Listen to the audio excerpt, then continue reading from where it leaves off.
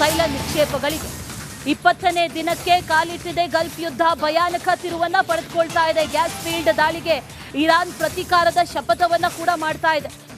ಕೊಲ್ಲಿಯ ಎಲ್ಲ ಗ್ಯಾಸ್ ಫೀಲ್ಡ್ಗೆ ಕೊಳ್ಳಿ ಇಡುವಂತ ಧಮಕಿಯನ್ನ ಈಗ ಇರಾನ್ ಹಾಕಿದೆ. ಧಮಕಿಯ ಬೆನ್ನಲ್ಲೇ ಕತಾರ್, ಸೌದಿ, ಯುಎಇನಲ್ಲೂ ಕೂಡ ಆತಂಕ. 20ನೇ ದಿನಕ್ಕೆ ಕಾಲಿಟ್ಟಂತ ಯುದ್ಧದ ಭೀಕರತೆ ಇದೆಯಲ್ಲ, ಇದು ಹೆಚ್ಚಾಗ್ತಾ ಇದೆ.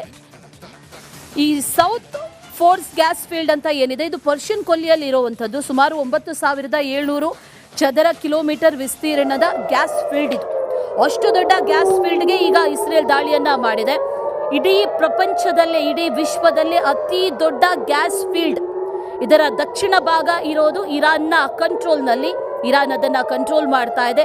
ಅದೇ ಸೌತ್ ಫಾಸ್ಟ್ ಗ್ಯಾಸ್ ಫೀಲ್ಡ್ ಅಂತ ಕರೀತಾರೆ. ಉತ್ತರ ಭಾಗ ಕತಾರ್ ನಿಯಂತ್ರಣ ಮಾಡುತ್ತೆ. ಈಗ ಇರಾನ್ ಕಂಟ್ರೋಲ್ನಲ್ಲಿ ಏನಿದೆ ಅದರ ಮೇಲೆ ಈಗ ದಾಳಿಯಾಗಿದೆ. ಕೊಲ್ಲಿ ಗ್ಯಾಸ್ ಯುದ್ಧಕ್ಕೆ ಒಂದು ರೀತಿಯಲ್ಲಿ ಖತರ್ನಾಕ್ ಟರ್ನ್ ಸಿಗ್ತಾ ಇದೆ. ಅತಿ ದೊಡ್ಡ ಗ್ಯಾಸ್ ಫೀಲ್ಡ್ಗೆ ಕ್ಷಿಪಣಿ ದಾಳಿಯಾಗಿದೆ. ಲಾಸ್ ಲಫಾನ್ LNG ಘಟಕದ ಮೇಲೆ ಅಟ್ಯಾಕ್ ಆಗಿದೆ. ಈ ದಾಳಿಯ ಬೆನ್ನಲ್ಲೇ ಮಧ್ಯಪ್ರಾಚ್ಯದಲ್ಲಿ ಒಂದು ರೀತಿಯಲ್ಲಿ ತಲ್ಲಣ. ಯಾಕಂತಂದ್ರೆ ಅತಿ ದೊಡ್ಡ, ವಿಶ್ವದಲ್ಲೇ ಅತಿ ದೊಡ್ಡ ಗ್ಯಾಸ್ ಫೀಲ್ಡ್ ಇದು. ಈ ತೈಲ ನಿಕ್ಷೇಪಗಳಿಗೆ ದಾಳಿಯನ್ನ ಮಾಡ್ತಾ ಇರೋದು ಮೊದಲಿಗೆ ನೌಕೆಗಳಿಂದ ಆರಂಭ ಆಯಿತು. ತೈಲಗಳನ್ನ ತಗೊಂಡು ಹೋಗ್ತಾ ಇದ್ದಂಥ ನೌಕೆಗಳೇ ಟಾರ್ಗೆಟ್ ಆಗಿತ್ತು. ಇಸ್ರೇಲ್ ಹಾಗೂ ಅಮೆರಿಕಾದ ಟಾರ್ಗೆಟ್ ಆಗಿತ್ತು. ಈಗ ಆ ತೈಲ ನಿಕ್ಷೇಪಗಳಿಗೆ ದಾಳಿ ಮಾಡಲಾಗ್ತಾ ಇದೆ. ಜೊತೆಗೆ ಈ ಗ್ಯಾಸ್ ಸಂಕಷ್ಟ ಬಿಗಡಾಯಿಸುವ ಸಾಧ್ಯತೆಗಳು ಇದರಿಂದ ಮತ್ತಷ್ಟು ಕಂಡು ಬರ್ತಾ ಇದೆ. ಗ್ಯಾಸ್ ಹಾಗೂ ತೈಲ ನಿಕ್ಷೇಪಗಳು ಎಲ್ಲಿದೆ ಅದನ್ನ ಈಗ ಇಸ್ರೇಲ್ ಟಾರ್ಗೆಟ್ ಮಾಡ್ತಾ ಇದೆ. ಕ್ಷಿಪಣಿ ದಾಳಿಗಳನ್ನ ನಡೆಸಿದೆ. ನಿರಂತರವಾಗಿ ಕ್ಷಿಪಣಿ ದಾಳಿಗಳು ನಡೀತಾನೆ ಇದೆ. ಜಾಗತಿಕ ಮಟ್ಟದಲ್ಲೂ ಕೂಡ ಈಗ ಗ್ಯಾಸ್ ಪೂರೈಕೆ ಜೊತೆಯಲ್ಲಿ ತೈಲ ಪೂರೈಕೆ ಒಂದಷ್ಟು ವ್ಯತ್ಯಯ ಆಗುವಂತ ಎಲ್ಲ ಸಾಧ್ಯತೆಗಳು ಇದೆ. ಇರಾನ್ನಿಂದ ಯಾವುದೆಲ್ಲ ರಾಷ್ಟ್ರಗಳಿಗೆ ತೈಲಗಳನ್ನಾಗಿರ್ಬೋದು, ಗ್ಯಾಸ್ ಅನ್ನಾಗಿರ್ಬೋದು ರಫ್ತು ಮಾಡಲಾಗುತ್ತೋ, ಜೊತೆಗೆ ಯಾವೆಲ್ಲ ರಾಷ್ಟ್ರಗಳು ಆಮದು ಮಾಡಿಕೊಳ್ಳುತ್ತೋ ಆ ರಾಷ್ಟ್ರಗಳಿಗೆ ಈಗ ತೊಂದರೆ ಖಂಡಿತ ಅನ್ನುವಂಥದ್ದನ್ನ ಈಗ ಅಂದಾಜು ಮಾಡಲಾಗ್ತಾ ಇದೆ. ಯಾಕಂದ್ರೆ ಈ ಸೌತ್ ಫಾಸ್ಟ್ ಗ್ಯಾಸ್ ಫೀಲ್ಡ್ಗೆ ಈಗ ಕ್ಷಿಪಣಿ ದಾಳಿ ಆಗಿರೋದು.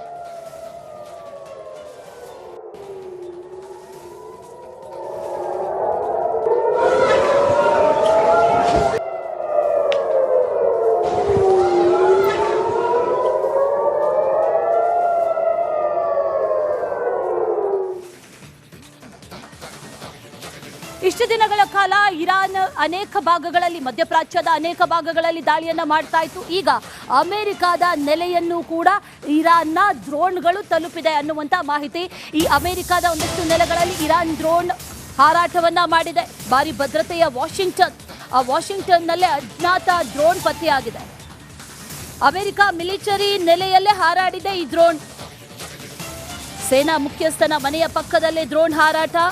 US ಮಿಲಿಟರಿ ನೆಲೆಗಳ ಹೆಚ್ಚುವರಿ ಭದ್ರತಾ ವ್ಯವಸ್ಥೆ, ಆ ಸೇನಾಧಿಕಾರಿಗಳ ಹೈ ಸೆಕ್ಯೂರಿಟಿಯನ್ನ ಈಗ ಹೆಚ್ಚಿಸಲಾಗಿದೆ. ಭದ್ರತೆಯನ್ನ ಹೆಚ್ಚಿಸಿದೆ ಈಗ US. ಅಮೆರಿಕಾದ ನೆಲಕ್ಕೂ ಕೂಡ ಇರಾನ್ ದಾಳಿಯ ಆತಂಕ ಈಗ ತಟ್ಟಿದೆ. ಭಾರಿ ಭದ್ರತೆ ಇರುವಂತ ವಾಷಿಂಗ್ಟನ್, ಅಲ್ಲಿ ಒಂದು ಅಜ್ಞಾತ ಡ್ರೋನ್ ಪತ್ತೆಯಾಗಿದೆ. ಇದು ಸಾಕಷ್ಟು ಆತಂಕಕ್ಕೆ ಈಗ ಕಾರಣ ಆಗ್ತಾ ಇರೋದು. ಒಂದು ಅಜ್ಞಾತ ಡ್ರೋನ್ ಪತ್ತೆಯಾಗಿದೆ, ಅದು ಇರಾನ್ದು ಅಂತ ಹೇಳಲಾಗ್ತಾ ಇದೆ. ಮಿಲಿಟರಿ ನೆಲೆಯಲ್ಲೇ ಇದು ಹಾರಾಡಿರೋದ್ರಿಂದ ಸಾಕಷ್ಟು ಆತಂಕಕ್ಕೆ ಕಾರಣ ಆಗ್ತಾ ಇದೆ. ಸೇನಾ ಮುಖ್ಯಸ್ಥ ಆತನ ಮನೆಯ ಪಕ್ಕದಲ್ಲೇ ಈ ಡ್ರೋನ್ ಹಾರಾಟವನ್ನು ನಡೆಸಿದೆ ಅನ್ನುವಂಥ ಮಾಹಿತಿ ಇದೆ.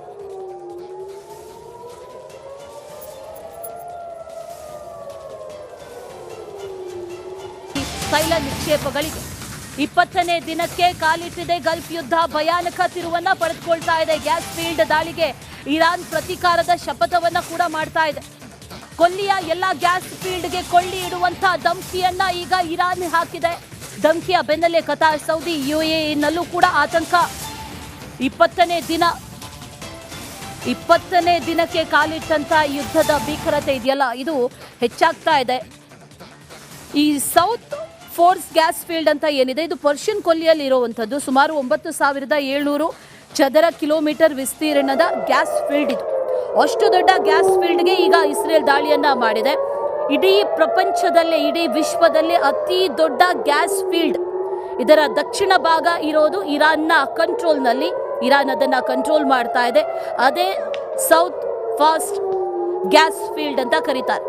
ಉತ್ತರ ಭಾಗ ಕತಾರ್ ನಿಯಂತ್ರಣ ಮಾಡುತ್ತೆ. ಈಗ ಇರಾನ್ ಕಂಟ್ರೋಲ್ನಲ್ಲಿ ಏನಿದೆ ಅದರ ಮೇಲೆ ಈಗ ದಾಳಿಯಾಗಿದೆ. ಕೊಲ್ಲಿ ಗ್ಯಾಸ್ ಯುದ್ಧಕ್ಕೆ ಒಂದು ರೀತಿಯಲ್ಲಿ ಖತರ್ನಾಕ್ ಟರ್ನ್ ಸಿಗ್ತಾ ಇದೆ. ಅತಿ ದೊಡ್ಡ ಗ್ಯಾಸ್ ಫೀಲ್ಡ್ಗೆ ಕ್ಷಿಪಣಿ ದಾಳಿಯಾಗಿದೆ. ಲಾಸ್ ಲಫಾನ್ LNG ಘಟಕದ ಮೇಲೆ ಅಟ್ಯಾಕ್ ಆಗಿದೆ.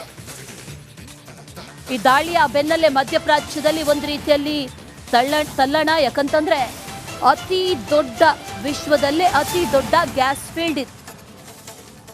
ಈ ತೈಲ ನಿಕ್ಷೇಪಗಳಿಗೆ ದಾಳಿಯನ್ನ ಮಾಡ್ತಾ ಇರೋದು ಮೊದಲಿಗೆ ನೌಕೆಗಳಿಂದ ಆರಂಭ ಆಯಿತು. ತೈಲಗಳನ್ನ ತಗೊಂಡು ಹೋಗ್ತಾ ಇದ್ದಂಥ ನೌಕೆಗಳೇ ಟಾರ್ಗೆಟ್ ಆಗಿತ್ತು. ಇಸ್ರೇಲ್ ಹಾಗೂ ಅಮೆರಿಕಾದ ಟಾರ್ಗೆಟ್ ಆಗಿತ್ತು. ಈಗ ಆ ತೈಲ ನಿಕ್ಷೇಪಗಳಿಗೆ ದಾಳಿ ಮಾಡಲಾಗ್ತಾ ಇದೆ. ಜೊತೆಗೆ ಈ ಗ್ಯಾಸ್ ಸಂಕಷ್ಟ ಬಿಗಡಾಯಿಸುವ ಸಾಧ್ಯತೆಗಳು ಇದರಿಂದ ಮತ್ತಷ್ಟು ಕಂಡು ಬರ್ತಾ ಇದೆ. ಗ್ಯಾಸ್ ಹಾಗೂ ತೈಲ ನಿಕ್ಷೇಪಗಳು ಎಲ್ಲಿದೆ ಅದನ್ನ ಈಗ ಇಸ್ರೇಲ್ ಟಾರ್ಗೆಟ್ ಮಾಡ್ತಾ ಇದೆ. ಕ್ಷಿಪಣಿ ದಾಳಿಗಳನ್ನ ನಡೆಸಿದೆ. ನಿರಂತರವಾಗಿ ಕ್ಷಿಪಣಿ ದಾಳಿಗಳು ನಡೀತಾನೆ ಇದೆ. ಜಾಗತಿಕ ಮಟ್ಟದಲ್ಲೂ ಕೂಡ ಈಗ ಗ್ಯಾಸ್ ಪೂರೈಕೆ ಜೊತೆಯಲ್ಲಿ ತೈಲ ಪೂರೈಕೆ ಒಂದಷ್ಟು ವ್ಯತ್ಯಯ ಆಗುವಂತ ಎಲ್ಲ ಸಾಧ್ಯತೆಗಳು ಇದೆ. ಇರಾನ್ನಿಂದ ಯಾವುದೆಲ್ಲ ರಾಷ್ಟ್ರಗಳಿಗೆ ತೈಲಗಳನ್ನಾಗಿರ್ಬೋದು, ಗ್ಯಾಸ್ ಅನ್ನಾಗಿರ್ಬೋದು ರಫ್ತು ಮಾಡಲಾಗುತ್ತೋ, ಜೊತೆಗೆ ಯಾವೆಲ್ಲ ರಾಷ್ಟ್ರಗಳು ಆಮದು ಮಾಡಿಕೊಳ್ಳುತ್ತೋ ಆ ರಾಷ್ಟ್ರಗಳಿಗೆ ಈಗ ತೊಂದರೆ ಖಂಡಿತ ಅನ್ನುವಂಥದ್ದನ್ನ ಈಗ ಅಂದಾಜು ಮಾಡಲಾಗ್ತಾ ಇದೆ. ಯಾಕಂದ್ರೆ ಈ ಸೌತ್ ಫಾಸ್ಟ್ ಗ್ಯಾಸ್ ಫೀಲ್ಡ್ಗೆ ಈಗ ಕ್ಷಿಪಣಿ ದಾಳಿ ಆಗಿರೋದು.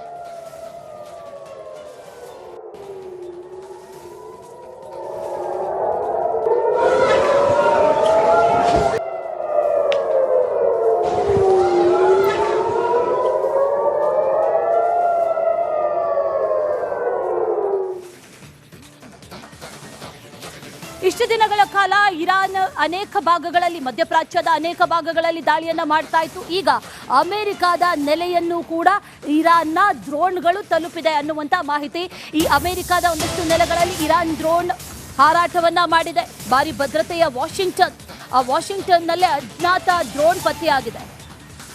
ಅಮೆರಿಕ ಮಿಲಿಟರಿ ನೆಲೆಯಲ್ಲೇ ಹಾರಾಡಿದೆ ಈ ಡ್ರೋನ್. ಸೇನಾ ಮುಖ್ಯಸ್ಥನ ಮನೆಯ ಪಕ್ಕದಲ್ಲೇ ಡ್ರೋನ್ ಹಾರಾಟ. US ಮಿಲಿಟರಿ ನೆಲೆಗಳ ಹೆಚ್ಚುವರಿ ಭದ್ರತಾ ವ್ಯವಸ್ಥೆ, ಆ ಸೇನಾಧಿಕಾರಿಗಳ ಹೈ ಸೆಕ್ಯೂರಿಟಿಯನ್ನ ಈಗ ಹೆಚ್ಚಿಸಲಾಗಿದೆ. ಭದ್ರತೆಯನ್ನ ಹೆಚ್ಚಿಸಿದೆ ಈಗ US. ಅಮೆರಿಕದ ನೆಲಕ್ಕೂ ಕೂಡ ಇರಾನ್ ದಾಳಿಯ ಆತಂಕ ಈಗ ತಟ್ಟಿದೆ. ಭಾರಿ ಭದ್ರತೆ ಇರುವಂತ ವಾಷಿಂಗ್ಟನ್, ಅಲ್ಲಿ ಒಂದು ಅಜ್ಞಾತ ಡ್ರೋನ್ ಪತ್ತೆಯಾಗಿದೆ. ಇದು ಸಾಕಷ್ಟು ಆತಂಕಕ್ಕೆ ಈಗ ಕಾರಣ ಆಗ್ತಾ ಇರೋದು. ಒಂದು ಅಜ್ಞಾತ ಡ್ರೋನ್ ಪತ್ತೆಯಾಗಿದೆ, ಅದು ಇರಾನ್ದು ಅಂತ ಹೇಳಲಾಗ್ತಾ ಇದೆ. ಮಿಲಿಟರಿ ನೆಲೆಯಲ್ಲೇ ಇದು ಹಾರಾಡಿರೋದ್ರಿಂದ ಸಾಕಷ್ಟು ಆತಂಕಕ್ಕೆ ಕಾರಣ ಆಗ್ತಾ ಇದೆ. ಸೇನಾ ಮುಖ್ಯಸ್ಥ ಆತನ ಮನೆಯ ಪಕ್ಕದಲ್ಲೇ ಈ ಡ್ರೋನ್ ಹಾರಾಟವನ್ನು ನಡೆಸಿದೆ ಅನ್ನುವಂಥ ಮಾಹಿತಿ ಇದೆ.